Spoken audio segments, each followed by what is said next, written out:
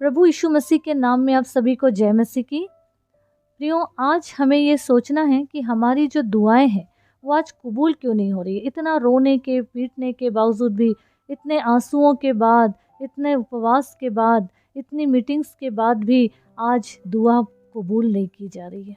आज दुआओं का आंसर जल्दी नहीं मिल रहा है। अगर हम वचन से पढ़ें, रोमियो 15 अध्याय उसका 13 पद, वचन कहता है, सो परमेश्वर जो आशा का दाता है तुम्हें विश्वास करने में सब प्रकार के आनंद और शांति से परिपूर्ण करे कि पवित्र आत्मा की सामर्थ से तुम्हारी आशा बढ़ती जाए। ये पद हमारे जीवन में पूरा नहीं हो रहा है। क्यों?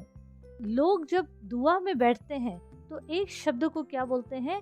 डैनियल को बीच में ले आते हैं कि उसकी तो 21 दिन में दुआ कबूल हुई थी। प्रियो, हमको ये समझना है कि आज दुआ जो हमारी कबूल नहीं हो रही है, इसका मेन वजह क्या है। आज हमारी दुआओं का आंसर नहीं मिल रहा है। प्रियो, अगर हम वचन से देखें, योएल नबी उसका 3 अध्याय 9 पद में लिखा है कि जाति जाति में ये प्रचार करो, युद्ध की तैयारी करो, अपने शूरवीरों को उभारो, सब योद्धा निकट आकर लड़ने को चढ़े। यहाँ पर किस युद्ध की तैयारी के विषय में लिखा है? कौन सा युद्ध, कौन सा योद्धा? प्रियो, ये एक आत्मिक युद्ध के बारे में है, क्योंकि हम आत्मिक युद्ध के मैदान में हैं। तो ये आत्मिक युद्ध के विषय में कहा गया है। और योद्धा मतलब प्रार्थना योद्धा। उसी योएल नबी उसका 2 अध्याय उसका हम अगर 12 और 13 पद पढ़ेंगे, उसमें लिखा है, तो भी यहोवा की ये वाणी है, अभी भी सुनो, उपवास के साथ रोते पीटते अपने पूरे मन से फिरकर मेरे पास आओ, अपने वस्त्र नहीं अपने मन ही को फाड़ कर अपने परमेश्वर यहोवा की ओर फिरो, क्योंकि वो अनुग्रहकारी, दयालु, विलंब से कोप करने वाला, करुणा निधान और दुख देकर पछताने हारा है। रोते हुए उपवास के साथ पूरे मन से हमको फिरना है। क्यों परमेश्वर ने कहा पूरे मन से फिरकर?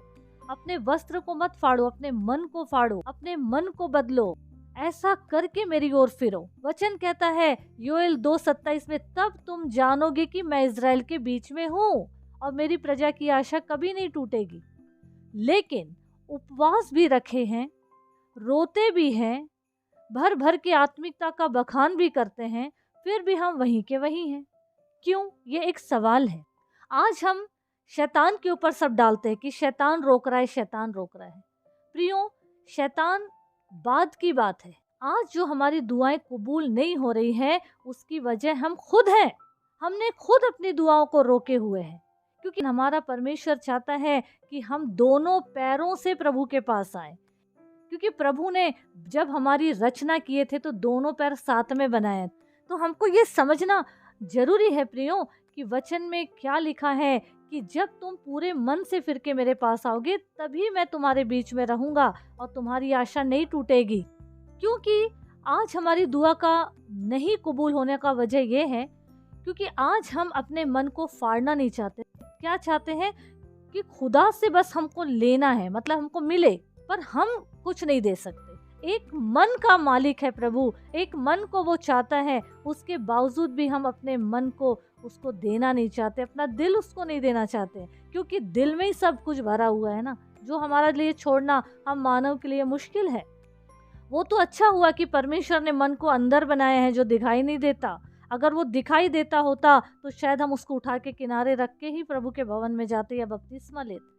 यही हरकतों की वजह से आज इतनी मीटिंग्स, इतनी सेमिनार्स, चर्चेज की एक्टिविटीज़ हो या उपवास हो, 40, 21, 15, 7 दिन, जितनी भी दिनों की उपवास हो, रोते रहो, गिड़गिड़ाते रहो, लेकिन आज दुआ कबूल नहीं हो रही। आज मन को इतना कठोर कर लिए हैं, एक दूसरे से प्यार कर ही नहीं सकते। आज एक मुंह देख देख के प्रेम किया जा रहा है। एक परिवार में एक दूसरे से प्रेम नहीं है, एक दूसरे पे शंका की दृष्टि, शक करना, विश्वास नहीं है। और फिर भी क्या चाहिए? आशीष चाहिए। तो हमको ये समझना है, जो हमारे आसपास है उससे हम प्यार नहीं कर रहे, तो जो हमारे आसपास दिखाई नहीं देता हम उससे कभी भी प्रेम नहीं कर सकते हैं प्रियो। सिर्फ हमको आशीष चाहिए, आशीष चाहिए, और हम जिए जा रहे हैं यही बोलते बोलते। पर याद रखिए, कभी आशीष नहीं मिल सकती ऐसे माहौल में, ऐसे जीवन में कभी आशीष नहीं फल सकती है।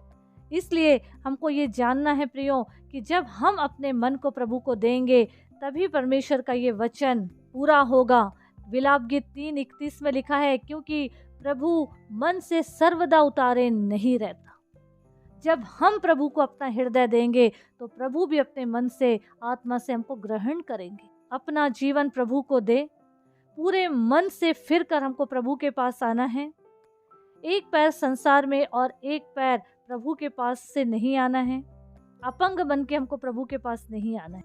आशीष चाहिए, परमेश्वर का साथ चाहिए, दया चाहिए, दुआ कबूल करवाना है तो हमको परमेश्वर के पास पूरे मन से फिरकर पवित्रता के साथ प्रभु के चरणों में आना है प्रियो। तभी आशीष फलेगी हमारे जीवन में, परिवार में, कलीसिया में बेदारी आएगी, उन्नति होगी, आत्मिक उन्नति में फलेंगे हम। अपने आत्मा को शुद्ध करिए और पूरे मन से फिरकर पवित्रता से खुदा के पास आए प्रियो, तभी हमारा जीवन सफल होगा और हम प्रभु के साथ साथ उसकी महिमा का कारण बनते चले जाएंगे। प्रभु यीशु मसीह इस वचन के द्वारा हम सबों को बहुतायत की आशीष दे। आमीन आमीन।